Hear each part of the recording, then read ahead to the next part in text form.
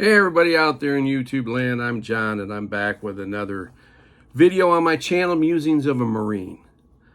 This video is not going to be one where I'm getting all excited and talking about something that I really like or anything like that. This is going to be a more kind of laid back video because it's very serious. One good thing happened yesterday. Diana and I, we went to Mass, and our organist Larry was wearing a t-shirt that we bought him in Iloilo probably 19 years ago. And it said Iloilo on it and had fish on it. And typical, island souvenirs type of t-shirt you could buy at the mall. And he said that he was wearing it. He wanted to show that he was wearing it. And he said he was doing it to, honor and support the people of the Philippines. Now, unless you don't pay much attention to international media, you probably know that the Philippines has just been absolutely lambasted with natural disasters lately. And it doesn't seem like it wants to stop. In the last 2 weeks, the country has been hit by 3 typhoons, 2 earthquakes, at least, and that doesn't include maybe some aftershocks that may have taken place. And now even Tall Lake volcano is kicking off steam. And God forbid, maybe that could even erupt and cause more damage and loss of life. Of course, there's flooding everywhere.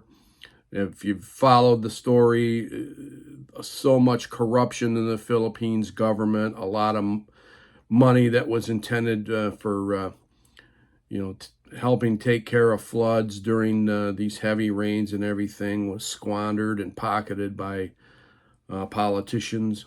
And they just kept the money for themselves. And they didn't even need it in the first place. They're already wealthy. It's stuff that wants to, just turn your stomach if you care about people in the Philippines, as I do. And you see some of the celebrities protesting it. But sadly, a lot of the celebrities, ultimately, after they're done with show business, they get into politics. And not all of them are on the up and up. A lot of them end up crooked, and some in jail. And then the funny thing is some of them get reelected for another political position. So, as I mentioned to a friend of mine over there, the Filipino people would help themselves if they made some smarter choices during voting, but that's not what we're here to talk about today. 3 typhoons have nailed the country, and they have done heavy damage. And then there was an earthquake on the north end of the island of Cebu. The city of Bago got the worst of it. A lot of damage there. And now I'm watching a video this morning, Frank and Fel in the Philippines, and they live in Iloilo, and they were at a hospital because apparently Fel's daughter had dengue fever, and they all had to leave the hospital because it started shaking. And they had an earthquake that was felt in Iloilo. Fel was on the phone. Apparently Bacall had felt it too. And they all had to leave the hospital. There's video of nurses holding newborns outside the hospital. They all had to vacate it. And you have to ask yourself, when is enough enough?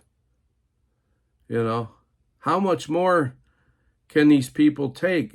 Typhoon Paula was the most recent one and really blasted northern Luzon. I'll tell you what, very, very thankful that I married a woman from Iloilo, because Iloilo's not prone to this kind of stuff like a lot of part of the country is. Most of the typhoons tend to come from the southeast, and then they're going to hit the likes of Samar and Leyte and then move on to Luzon. That's the typical typhoon pattern in the Philippines. But of course, I mentioned the story before when a typhoon did hit Iloilo head on, and how my in-laws had to bust through the roof of their house and sit on top of their house in the pouring rain for hours because they had to unleash the water into dams so the dams wouldn't burst. And it flooded the whole Haro area. 153 people drowned, as I recall. And the water got roughly 9 to 10 feet high in Lucky Home subdivision where our house is.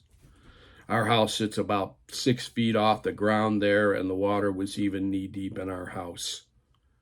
So these are the types of things that can happen. And people ask me, well, why would you want to live in the Philippines if you have all those problems?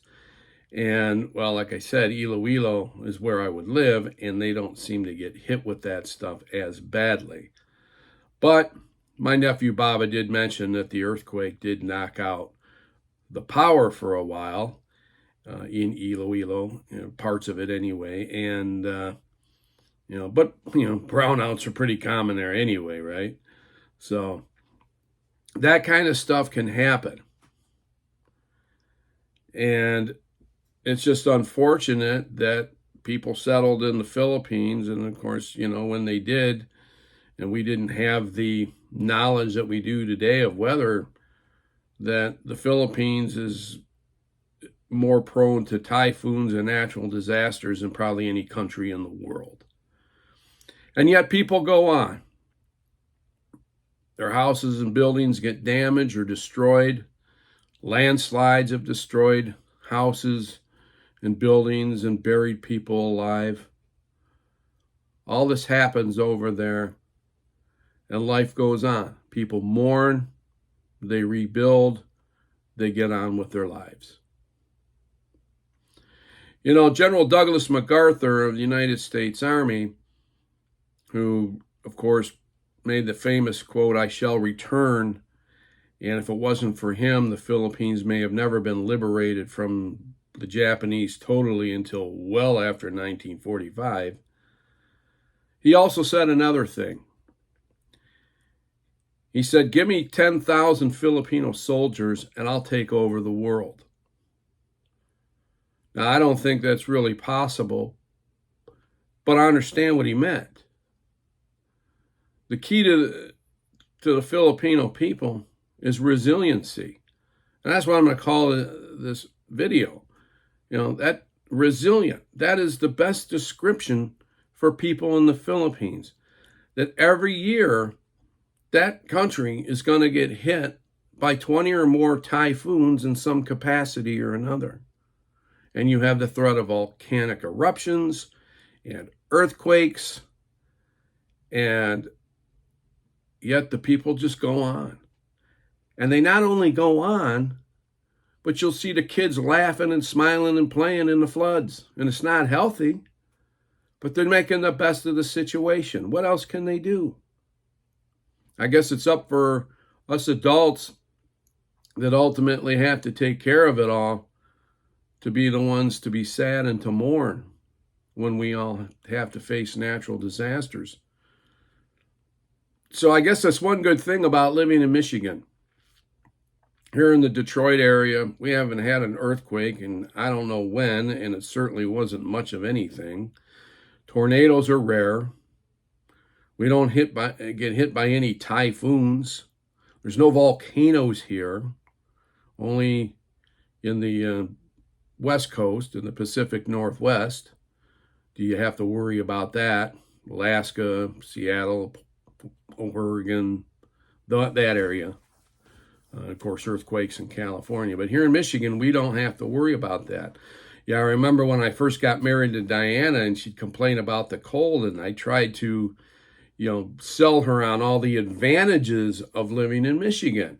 I mean, heck, we only got one breed of poisonous snake here, and I've never even seen it. So, this is a very, very safe place to live in the world, as long as you stay out of, certain neighborhoods in the inner cities. So we don't have to worry about that. We're blessed. And yet, there's a place on this earth, the Philippines, that has to worry about this much of the year. And I'll tell you right now, even though you can go over there and it's not rainy season, it's not typhoon season, that doesn't mean that you don't have to worry about something happening. The volcanoes can still erupt, and you can still have earthquakes. When I was over there in April of 2010 for my father-in-law's wake, we had a decent earthquake over there. And I mentioned before, put a big crack in the slab of cement that is our patio outside of our house. And there was literally cracks in the wooden trails that my nephews, Bob and Pito, and I would take over to the Centennial swimming pool and resort, where they have a water park now. That was just a normal trail. And then after the earthquake, there was a big crack along the trail, like a fault line. You have to put up with this stuff. And the Filipino people do. And they do it a lot. And I am so thankful that it didn't really affect anybody that I know over there. But they still felt it.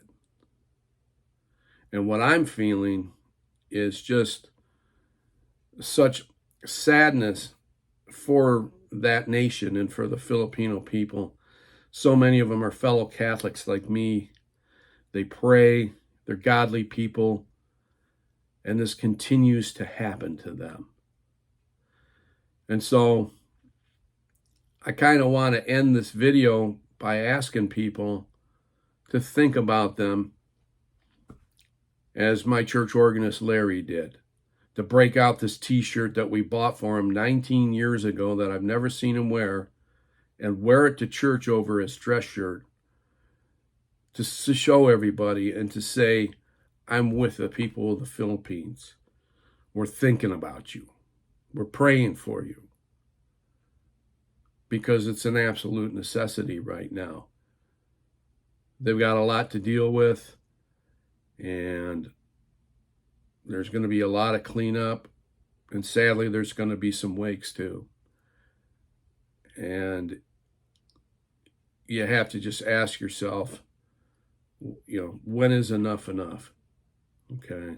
I know it's that time of year for typhoons, but we got to add earthquakes now and a possible eruption of a volcano as well. Taal volcano did erupt in, I believe, 2020. And it was funny, in 2018 when we flew over there for my mother-in-law's wake, we literally flew right over that volcano. And then to see that it erupts 2 years later, it's a scary thought. That what if it would have decided to erupt just as we were starting to fly over it? That's the things you got to deal with over there. I've been through 2 earthquakes over there.